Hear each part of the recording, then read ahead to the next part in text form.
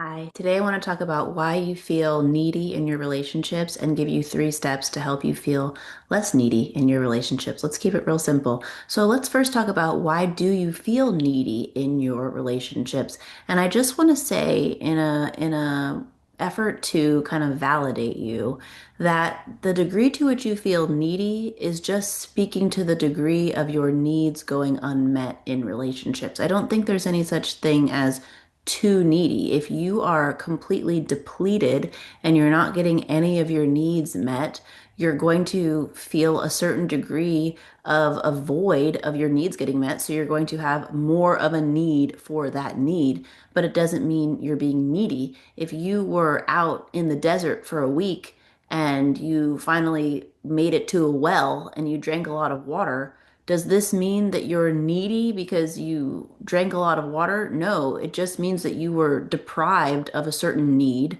being water, for an extended period of time. And so you need more water than somebody else who has been at home in the comforts of their kitchen with a faucet, being able to drink water whenever they needed. And their need for the water was never reaching this degree of, depletion.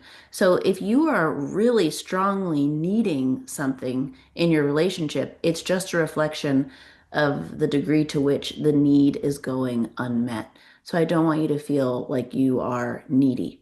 What I want you to know is how you can have the ability to meet your needs and fulfill your needs and be in control of getting your needs met in ways that are not dependent on your partner so that you don't walk around feeling so depleted and void of your needs. So you feel needy in your relationships. Why? Because the person that you're in relationship with is not meeting your needs. I want you to think about what needs are going unmet in your relationships that lead you to feel needy. Is it attention, validation, reassurance, consistency, understanding? Think about what is it that I'm needing from this person so desperately that perhaps I even lead myself to act in ways where I betray myself in an attempt to get the need met. Things like people pleasing, dropping your boundaries, minimizing certain needs over here so that the person will meet these needs over here. Think about your patterns. This is really a reflection exercise to better understand yourself and the needs that you are seeking from this other person. I really want you to pinpoint what those needs are. And whatever you identify, I want you to recognize, and this is a really difficult reality to accept and acknowledge within oneself. I know it was difficult for me to acknowledge. And that is whatever you're seeking from the other person, you are in need of it so intensely because you have this blueprint, this subconscious belief that you can only get the need met through that one person, through them. And so when we subconsciously believe that we can only get our need met through this person, of course we're anxious. Of course we're always wondering and worrying and overthinking and second guessing and hoping that they call us or text us, and we're worried about, the status of the relationship because we have put all of our eggs in one basket, right? We are under the misconception that without them, the need won't get met. That's really what's happening on a deep subconscious level. And I never really understood that or acknowledged that until I really got deeper into my healing journey. But that's why you feel needy, because you feel like without them meeting the need, you can't get the need met. So that's why we overgive and we people please and we put ourselves last because we're subconsciously under this belief that if I can just get them to meet my need, then I'll be okay. And I need them to meet my needs because I can't meet my needs, right? I don't know how to meet my needs. That's really what's going on. And so I want to offer you a framework for how to go about fulfilling your own needs, being in control of getting your needs met, living in a way where you are not dependent and reliant on one person to make you feel fulfilled.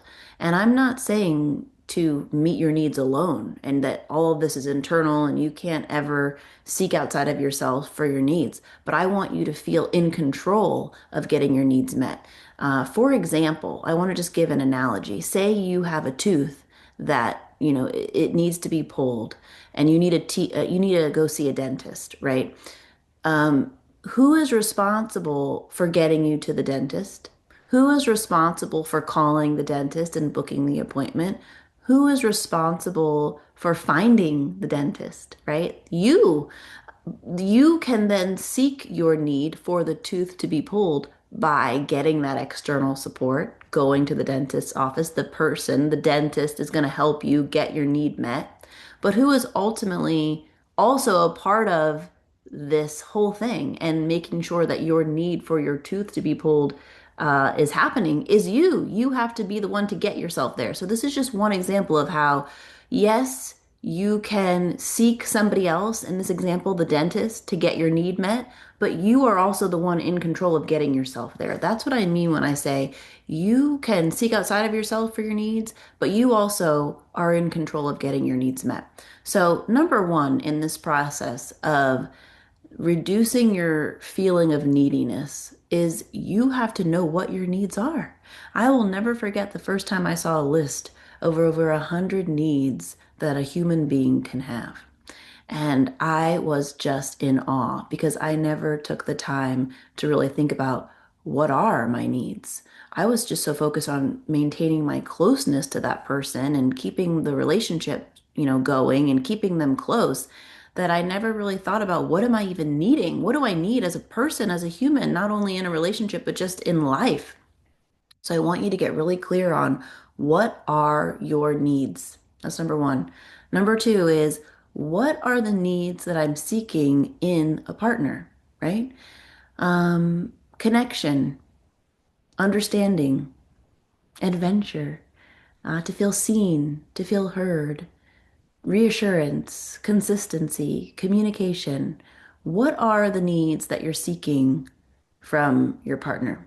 And the third thing I want you to ask yourself is, how am I going about giving myself these needs too? I intentionally say too, because yes, we can seek our needs from the person we're in relationship with, but I also want you to ask yourself, how are you giving yourself these things as well?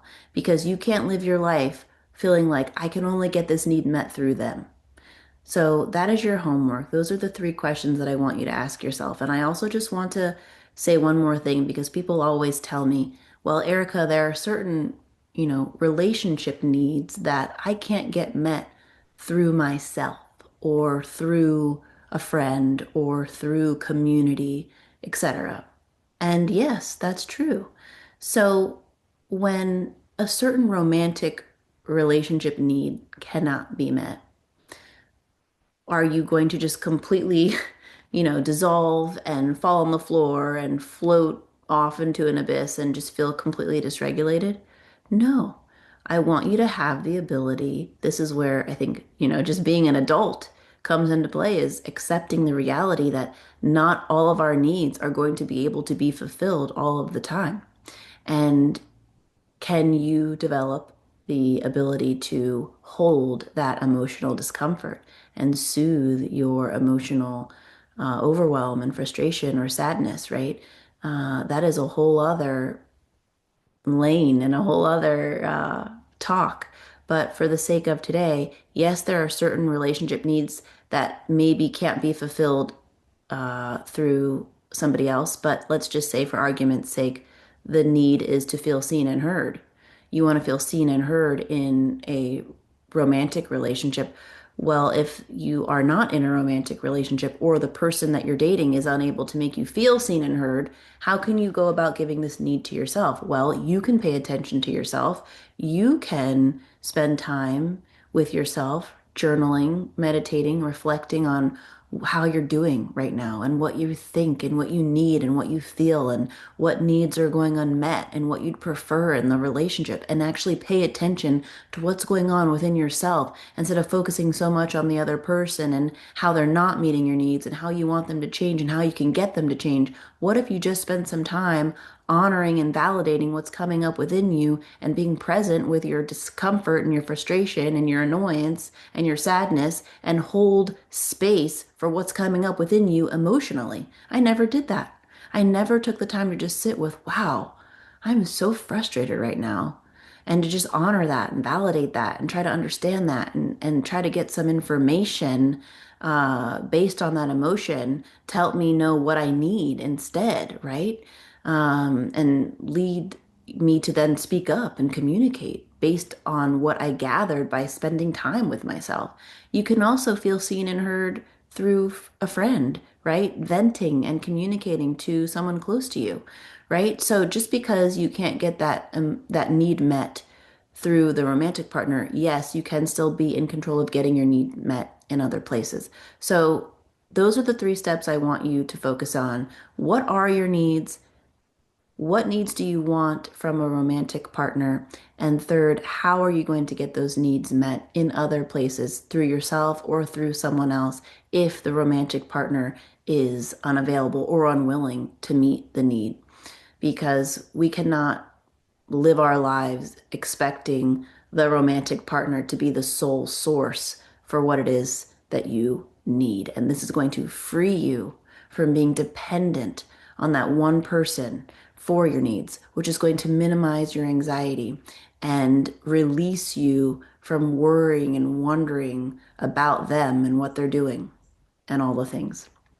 So if this resonated with you and you are just benefiting from this kind of mental shift and this information, I want to encourage you to jump inside the Secure Collective, my membership, where we dive deeper into these themes on building this inner security and meeting your needs and being in control of your needs and speaking up for your needs and handling the pushback when you speak up for your needs. This is just one part of my 5-part framework for healing anxious attachment and building a semblance of inner security so that you're no longer dependent on other people to feel how you want to feel. Inside the membership, we meet live once a month so that you have the space to get questions answered, meet other people in the community who are on the same healing journey as you, and just not have to go about this all alone, second guessing, overthinking, wondering if you're going about things right. Just jump inside the membership and get a clear, repeatable framework for healing so that you're no longer doubting what it is that you're doing, and instead you're building trust in yourself to be there for yourself no matter what other people do. All the notes on how to join inside the membership are attached below. I cannot wait to see you very soon.